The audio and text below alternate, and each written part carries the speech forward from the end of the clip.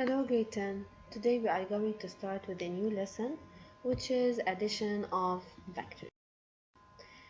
First of all, let us talk about the characterization of a vector. So a vector, it's actually a line that has a beginning and end. As you can see here, we have it begins in A and it ends with B. That's what gives this line a direction.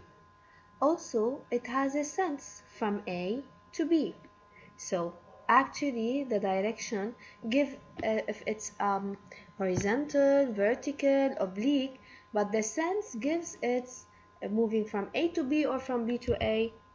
Then we have a magnitude AB. Okay, so the magnitude gives what actually the length of AB. Now, when do I say that two vectors are said to be equal? Two vectors are said to be equal if they have the same what? The same direction, the same sense, and the same length. So all the properties should be verified in order to say that two vectors are equal. Look at the vector u and the vector v.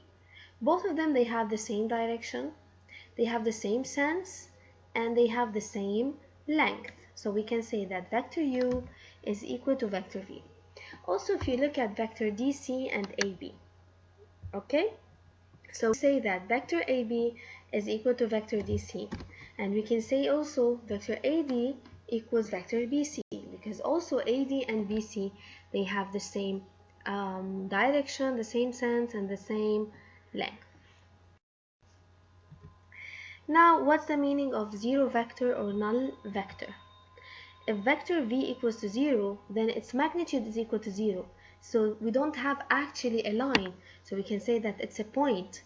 But when I have vector AB equals to 0, we can say that A and B are confounded on each other. So they express the same point. So this is A, and this is also B. So the distance between A and B is 0, then vector AB equals 0 vector. Opposite vectors. From the word opposite, you have to know what's the meaning of opposite vectors. Vector AB and vector CB. Now we can say that vector AB equals minus DC, because vector AB is equal to CD. So AB and DC, they have opposite direction, so we say that vector AB equals minus DC, or vector AB equals minus BA. So when you switch the positions, they are actually opposite to each other. Now, opposite vectors, they have the same direction because you're still talking about the same line of action. You're still talking about the same magnitude, but you're talking about opposite sense. So two vectors are said to be opposite if they have opposite sense, and their sum is definitely equals to 0. Now, if you have vector AB plus vector BA is AA, so you are still in the same position, which is 0. Sum of two vectors. How can I add two vectors? First, we're going to learn about Chassez's relation. In Chassez's relation, suppose we have two vectors u and v, and we need to add them. Okay?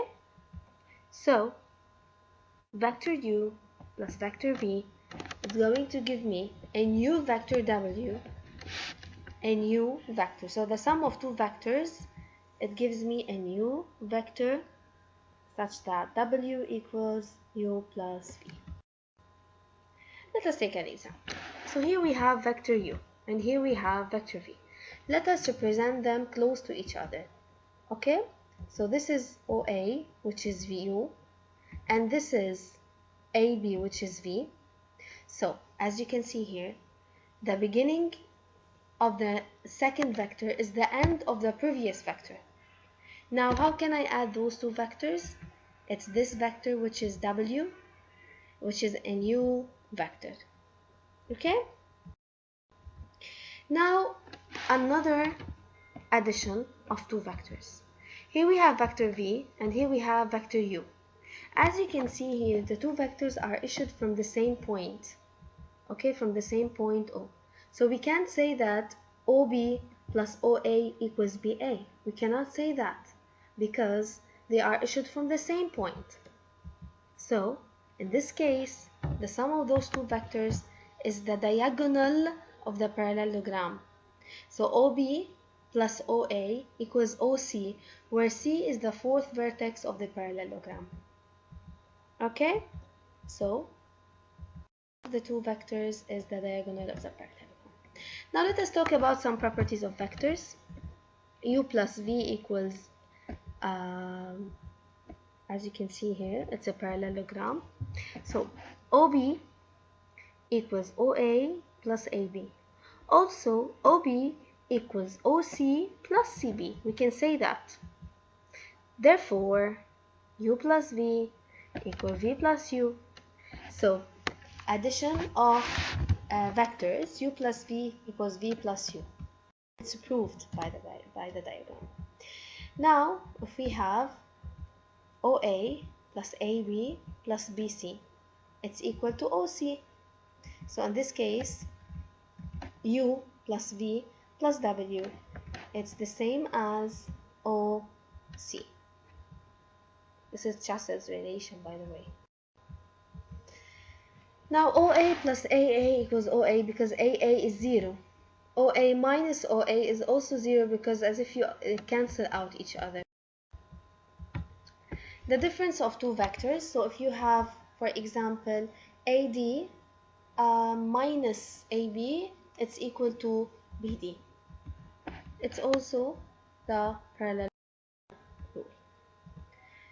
Okay, now if you have vector AB, you can insert a point M such that MB minus MA equals AB. Or if you have vector AB, you can insert here a point M in the middle, okay, such that AM plus MB equals AB. So you can insert any point you want.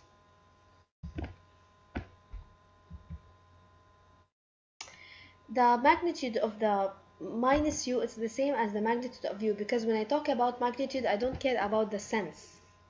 The magnitude of U plus V is less than the magnitude of U plus the magnitude of V. Now we're going to start with the multiplication of a vector by a real number. If you have vector U, this is KU. As you can see here, U, we still have the same sense and it becomes bigger. So K is positive. But here they have different sense, so K is negative in this case.